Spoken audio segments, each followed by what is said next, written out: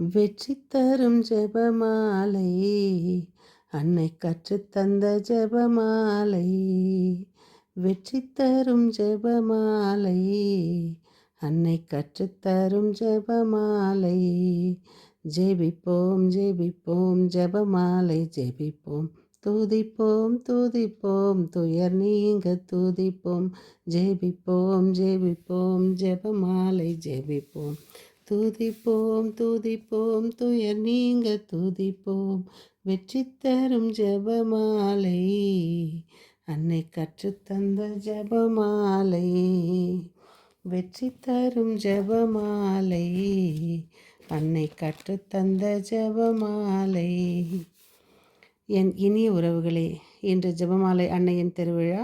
நாம் இன்று ஒவ்வொரு நாளும் வாசித்து கொண்டு வருகிற சங்கீத தொடர்ச்சி 47:1-2-3, நீதிமொழிகள் 23:19-20-21.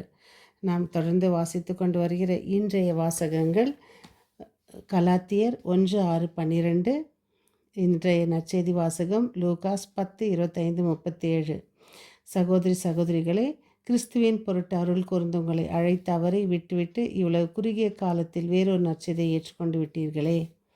ஆனால் இன்றைய காலகட்டத்தில் நற்செய்தி வாசகத்தில் அவர் சமாரியராக இருக்கிறார். அவர் நடந்து போகும்போது அவரிடம், உன் மீது நீ அன்பு கூறுவது போல் உனக்கு அடுத்திருப்பவர் மீது அன்பு கூறுவாயாக என்று எழுதியுள்ளது என்று இயேசு சரியாக சொன்னீர், அப்படியே செய்யும் என்றார். அப்பொழுது வாழ்வீர் என்றார்.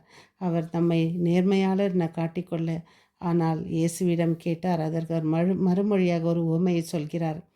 எரிக்கோவிலிருந்து ஒருவர் கையில் அகப்பட்டு அவர் குற்றுயிரும் குலையுருமாக இருக்கிறார். அவரை அணுகி ஒவ்வொருவரும் அந்த பக்கம் சென்ற ஒவ்வொருவரும் பயணித்த போது 3 பயணிகளில் யார் அவருக்கு உதவியது என்று. இன்றைய நற்செய்தியில் எனக்கு அடுத்திருப்பவர் யார் என்ற திருச்சட்ட அறிஞரின் கேள்விகளுக்குமான பதிலை ஒரு உவமை வழியாக விளக்குகிறார் இயேசு. யூதர் ஒருவர் உயிருக்கு போராடும் போது குருவும் லேவியும் விலகிச் சென்றாலும் கூட யூதர்களால் ஏற்றுக்கொள்ளப்படாத சமாரியர் ஒருவர் பரிவு கொண்டு மருத்துவமனையில் சேர்த்து அதற்கான பணத்தையும் செலுத்தினார். இது அடுத்திருப்பவர் யார் என்பதை குறிப்பதை விட அடுத்திருப்பவராக செயல்பட்டது யார் என்பதையே குறிக்கின்றது.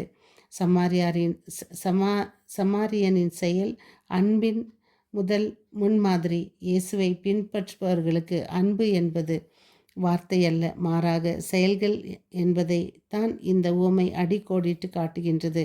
இந்த அன்பின் செயல்களில் ஆபத்துகளில் உடனிருப்பது, தியாகங்கள் செய்வது, இருப்பதை மகிழ்வுடன் பகிர்வது போன்றவற்றில் ஆகியவை அடங்கும். நமது வாழ்க்கையை சீர்தூக்கி பார்ப்போம். நாம் தேவையில் இருப்போருக்கு உதவுகின்றோமா, அல்லது தேவையில் இருப்போரை கண்டும் காணாதது போல் லேவி குருவை போல் சென்று விடுகிறோமா? சிந்திப்போம்.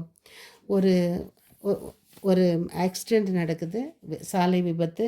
அதில் ஒரு சிறுவன் என்றால் ஒரு வாலிபன் அதில் மிகுந்த வேதனைக்குள்ளான ஒரு நிலையில் இருக்கிறான். ஆஸ்பத்திரியில் அவருடைய தாய் சொல்கிறார்கள், என்னுடைய மகன் எப்படியோ சாக போகிறான். ஆனால் அழுது புலம்பி ஆர்ப்பரித்து டாக்டர்களை அதிகமாக தொந்தரவு செய்து அவர்கள் கடைசி முடிவுக்கு வரும்போது அவர் சொல்கிறார், இந்த மாதிரி எந்த காரணத்தை கொண்டும் என் மகனை அப்படியே புதைக்காதீர்கள். அவனுக்குள் இருக்கும் எல்லா உறுப்புகளையும் எடுத்து வேறொருவருக்கு பொருத்தினால் அவனுடைய நல்ல உறுப்புகளை எடுத்து அவனை நாங்கள் அவன் மூலமாக என் மகனை நாங்கள் பார்க்க எங்களுக்கு வாய்ப்பு உண்டா என்பது. அதே போல் அந்த மருத்துவர்களும் அதை செய்கிறார்கள். அந்த சகோதரன் இன்றும் வாழ்ந்து கொண்டிருக்கிறான். மரித்தவன் எல்லாவற்றையும் தியாகம் செய்து அவனுடைய தாய் மூலமாக அவனுக்கு எல்லா உறுப்புகளையும் தானம் செய்து அவன் மரிக்கிறான். இந்த அன்னை மரியாவின் பரிந்துரை கொண்ட நிகழ்வு என்றால் அன்னை மரியா போரில் வெற்றி தருபவர் என்பதற்கு சான்றாக உள்ளது. இன்று நாம் கொண்டாடுகின்ற இந்த ஜெபமாலை அன்னையின் திருவிழா. 16ஆம் நூற்றாண்டில் இஸ்லாமியர்கள் அனைத்துலக கிறிஸ்தவர்களையும் தங்களுக்கு கீழ்ப்படுத்த வேண்டும் என்று அனைத்து தேவாலயங்களையும் அழைத்து தங்கள் வசப்படுத்தி தங்கள் சமய கொடி திருச்சிலுவை கொடிக்கு மேலாக உயர்த்தி ஏற்ற வேண்டும் என்ற போர் வெறியும் அகங்காரமும் கொண்டவர்களாக உலகையும் தங்கள் அரசின் கீழ் கொண்டு வந்த அவனையே இவ்வுலகின் அதிபதியாக முடிசூட்ட வேண்டும் என்ற பெரும் படை திரட்டி போர்க்கப்பல்களையும் சேகரித்து கொண்டு உலகின் பல பகுதிகளுக்கு போய் தங்கள் வென்ற நாடுகளை தங்களுக்கு அடிமைப்படுத்தி கொண்டு வந்தனர். இறுதியாக 1571 இத்தாலி நாட்டிற்குள் நுழைந்தது இஸ்லாமியரின் படை. அவர்கள் வலாண்டோ என்னுமிடத்தில் கிறிஸ்தவர்களுடைய போர் தொடுக்க தயாராயினர். அந்த சமயத்தில் திருச்சபையில் திருத்தந்தையாக இருந்து ஆட்சி புரிந்தவர் 5ஆம் பயஸ். அவர் கிறிஸ்தவர்களுக்கு எதிராக எழுந்துள்ள இந்த தீமைகளை கடுமையாக தண்டித்து போரில் கிறிஸ்தவர்களுக்கு வெற்றி கிடைக்கும்படியாக அன்னை மரியாவின் அடைக்கலத்தையும் நாடினார்.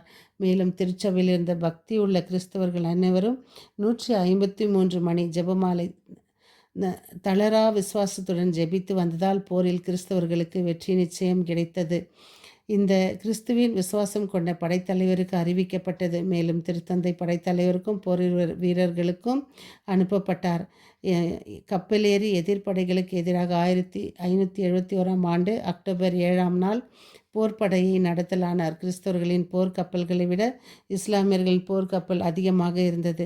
இருந்த போதிலும் நாம் கிறிஸ்தவர்களின் சகாயமே எங்களுக்காக வேண்டிக்கொள் என்ற சொற்றோடு இணைந்ததுடன் போரில் வெற்றியடைந்த தினமாக அக்டோபர் 7ஆம் நாளை வெற்றி மாதா விழாவாக கொண்டாட வேண்டும் என அறிவித்தனர்.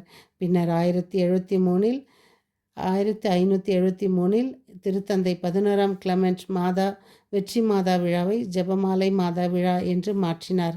எனவே கிறிஸ்தவர்களாகிய நாம் இன்னல்கள் இடைஞ்சல்கள் வேளைகளில் ஜெபமாலை மாதாவின் அடைக்கலத்தை நாடி தேடி பக்தியோடு ஜெபமாலை ஜெபித்து நமக்கு வேண்டிய உதவிகளை பெற்றுக்கொள்வோமாக.